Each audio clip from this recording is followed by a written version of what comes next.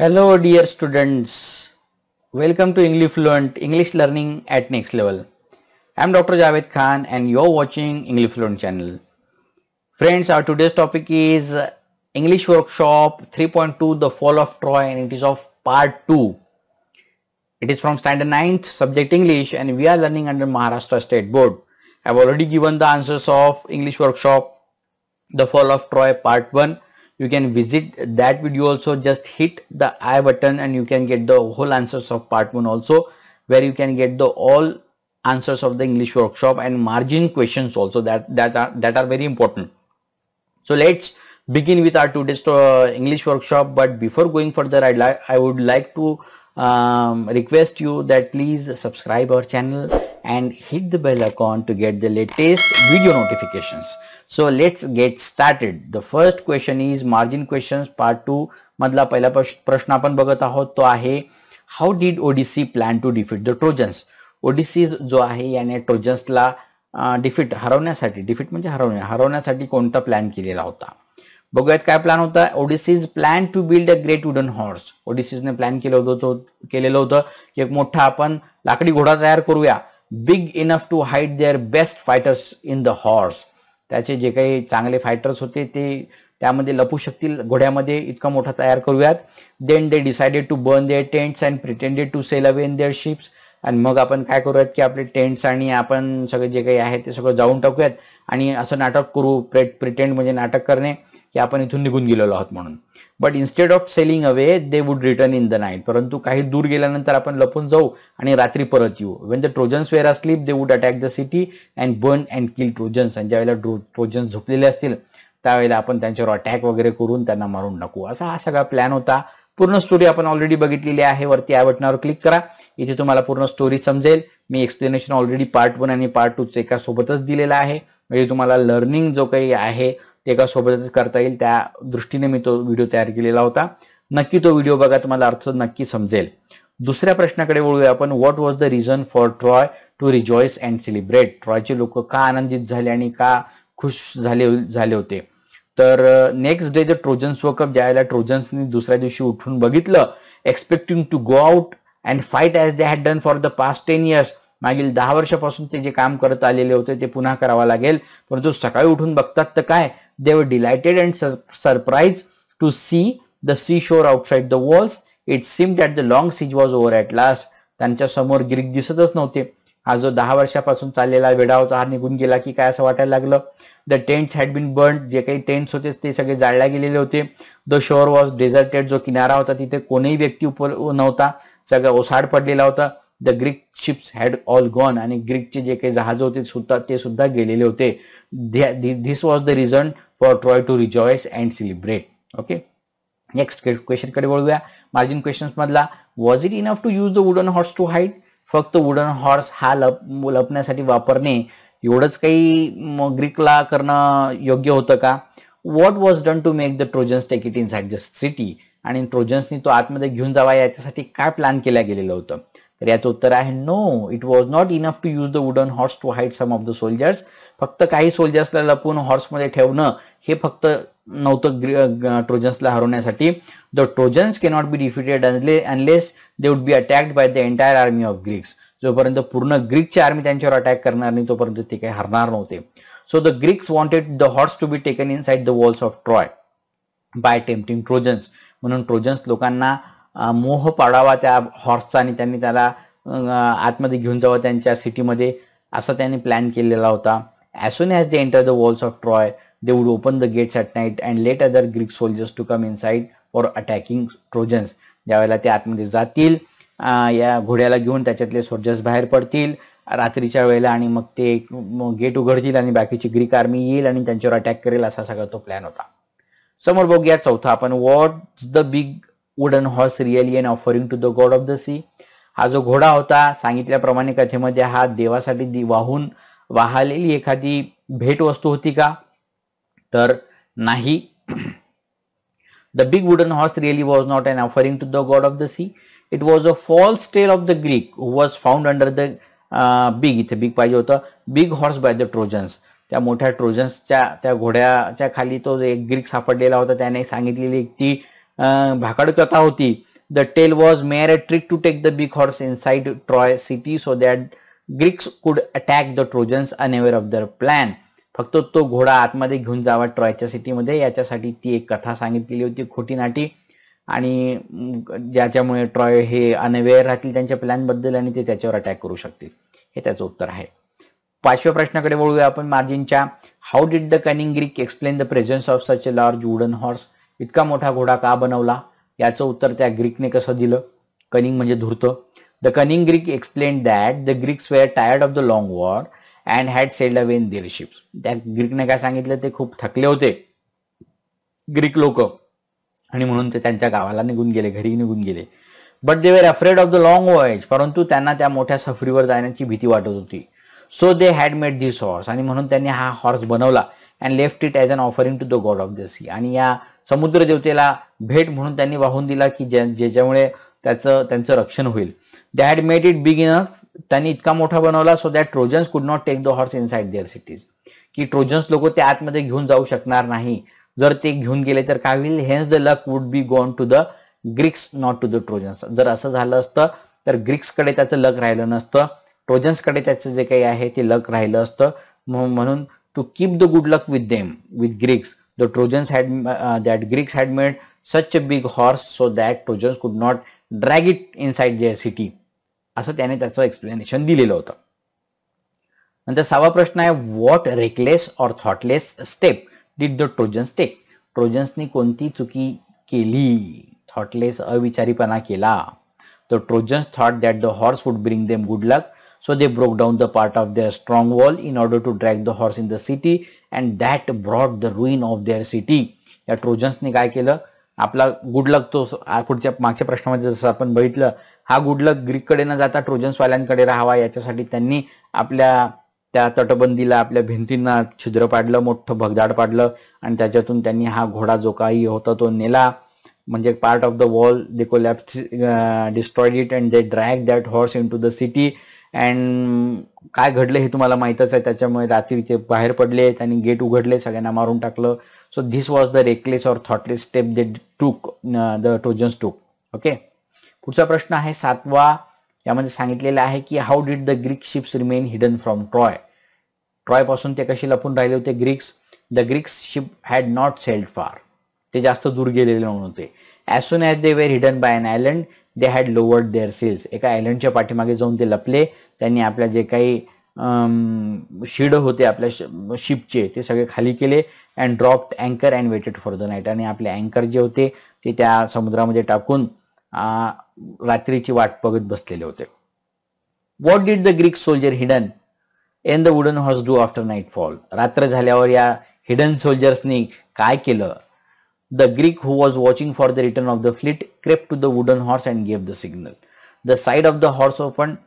त्यांनी सिग्नल दिलं, साईड उघडली हॉर्सची. The Greeks climbed out. Greeks बाहेर पडले. And open the gates. आणि सगळे गेट्स उघडून टाकले ट्रॉयच्या भिंतींचे. The whole Greek army entered the sleeping city. सगळी ग्रीक आर्मी आतमध्ये आली. Immediately the Greeks set fire to houses and towers and palaces and began to burn and kill. आणि सगळ्यांना मारायला सुरुवात केलं. What distressing sounds and sights could be witnessed at Troy that fateful night. Distressing sounds and sights म्हणजे कोणते भीतीदायक जे काही दृश्य आणि आवाज त्या रात्री लोकांना आले ते सांगा. Troy was filled with the sight of leaping flames and the sound of shouting and the noise of weapons and the cries of weeping women. Sight of leaping flames. मोठमोठ्या ज्वाला बाहेर पडत होत्या. Shouting of the noise of weapons.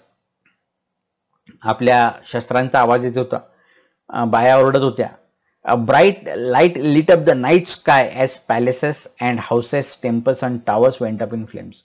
मोठा प्रकाश त्या आगीचा जो काही आहे तो आगडोंब उसळलेला होता. सगळे घरं, मंदिरं, टॉवर्स जे होते ते सगळे जाळल्या गेलेले होते. Many of the Trojans were killed before they could put on their armour and seize their weapons. आणि कितीतरी ट्रोजन्सला मारून टाकण्यात आलेलं होतं. आपले चिलखतं घालण्याआधी आणि शस्त्र उचलण्याआधी त्यांना मारून टाकण्यात आलेलं होतं. हे सगळं दृश्य त्या ठिकाणी दिसलं. मार्जिन क्वेश्चन मधला पुढचा प्रश्न आहे. What was the destiny of the royal family of Troy and that of Helen. ट्रॉयची जी रॉयल फॅमिली होती, राजाची पूर्ण फॅमिली, त्याचं काय घडलं युद्धाच्या शेवटी आणि हेलनचं काय झालं. तर trojans fought as well as they could but it was all in Wien. Trojan सुद्धा लढले, आता काही फायदा नव्हता. इन वेन म्हणजे काही फायदा नसणे. Old king Priam was killed with all his brave sons. प्रियामला सुद्धा मारण्यात आलं, सगळे मुलं त्याचे मेले. Hector's wife and his old mother and sister were carried off as slaves by the conquerors. ज्यांनी हरवलं होतं ग्रीक लोकांनी, त्यांना त्यांची जे हेक्टरची वाईफ होती, आई होती, बहीण होती, या सगळ्यांना बंदी बनवून सोबत घेऊन गेले. Their fate was in contrast to Helen's. परंतु हेलनचं जरा नशीब वेगळं होतं. When king Menelaus rush through the city looking for her and found her in her palace. त्याने तिला शोधलं मेनॉलसने, त्याची बायको कुठे गेली म्हणून. ती तिला राजवाड्यात दिसली. She hung her head in shape and sorrow as she faced her former husband. शर्मेने मान खाली घालून ती समोर उभी होती आपल्या फॉर्मर हजबंड समोर. Her voice was choked with emotion and she could not speak. ती बोलू शकत नव्हती, खूप इमोशनल झाली होती. But Menelaus forgive her. परंतु मेनॉलॉसने तिला माफ केलं. And she went back with him. आणि ती त्याच्यासोबत मग निघून गेली. अशा पद्धतीने हे सगळं घडलेलं होतं. पुढचा प्रश्न आहे बघा, इंग्लिश वर्कशॉप आता सुरू होत आहे. आपली इंग्लिश वर्कशॉपचा पहिला प्रश्न आहे, find and write the Greek and Trojan names used in the story. Part 1 आणि 2 मध्ये ग्रीक आणि ट्रोजन्स नेम्स कोणते होते ते सांगा. तर ग्रीक नेम्स आहेत बघा, Menelaus, Helen, Achilles, Odysseus, Agamemnon, Aphrodite. Trojan names आहे Paris, Hector, king Priam. Okay. दुसरा प्रश्न आहे, list all the words related to war from both parts of the story. युद्धाशी संबंधित जे शब्द आहेत ते शोधून काढा. इथे शब्द दिलेले आहेत बघा. एनिमी शत्रू, अटॅक हल्ला करणे, फोर्ट्रेस म्हणजे किल्ला, शिप्स म्हणजे जहाज, प्रोटेक्ट म्हणजे संरक्षण करणे, डिफेंड म्हणजे संरक्षण करणे, ब्रेव शूरवीर, सोल्जर्स माहित आहे, हिरोज किंग्ज, कंट्रीज रिवेंज बदला, सीज म्हणजे वेढा, फायटिंग लढणे, बॅटल्स युद्ध, killing arrows victory, engineer peace, disaster terror, death conquerors हरवणारा. ठीक आहे, अशा पद्धतीने हे सगळे शब्द आहे. तिसरा प्रश्न आहे, note the following constructions carefully and then use them to express your ideas. खालची कन्स्ट्रक्शन बघायचे आहेत आणि आपल्या हिशोबाने मग आपण वाक्य तयार करायचे आहे. A horse big enough to hold men inside it म्हणजे इनफ टू हे वापरायचं आपल्याला. The Greeks were tired of the long war म्हणजे टायर्ड ऑफ ही जी फ्रेज आहे ती वापरायची आहे. They are afraid of the long voyage home to, afraid of वापरायचं आहे आपल्याला. ते made it too big to go inside your city. They were so excited that, so excited म्हणजे सो दॅट वापरायचे, इथे टू वापरायचं आहे आपल्याला. तर ते पुढे बघूयात आपण कसं वापरलेलं आहे ते.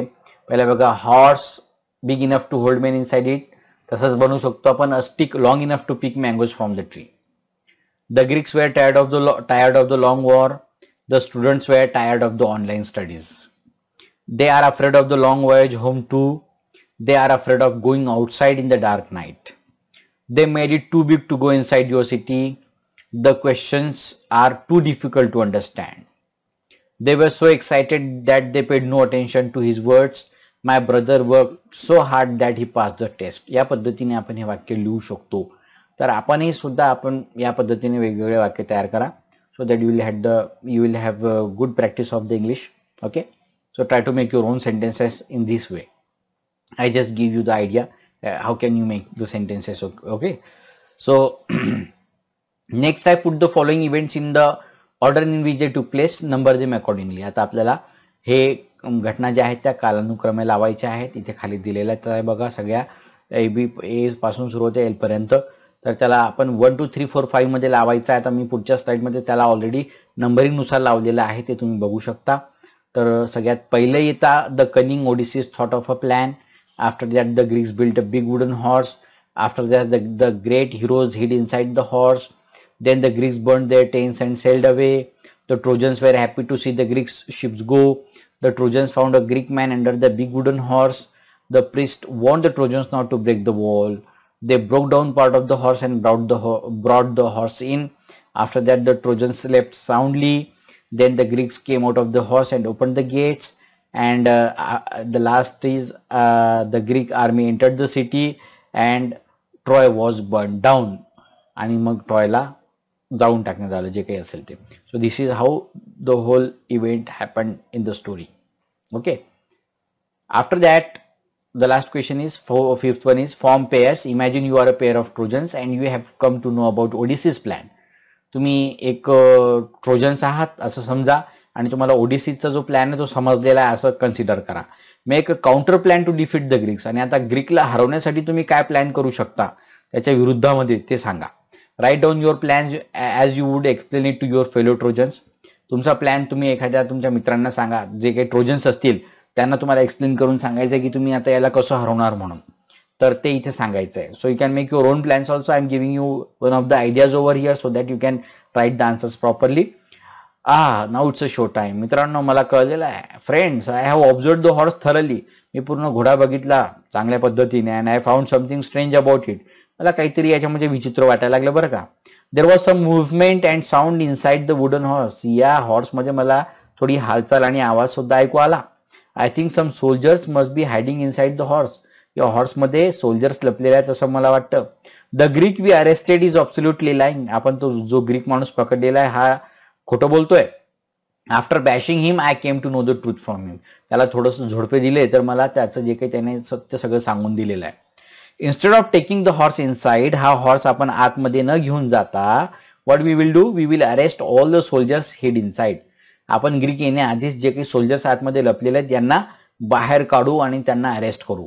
We will not give any signal to the Greeks waiting for the signals at night. जे ग्रीक्स येणार आहेत त्यांना कोणतं सिग्नल देणार नाही आपण रात्री. As there will not be any signal surely the Greeks will try to figure out the problem.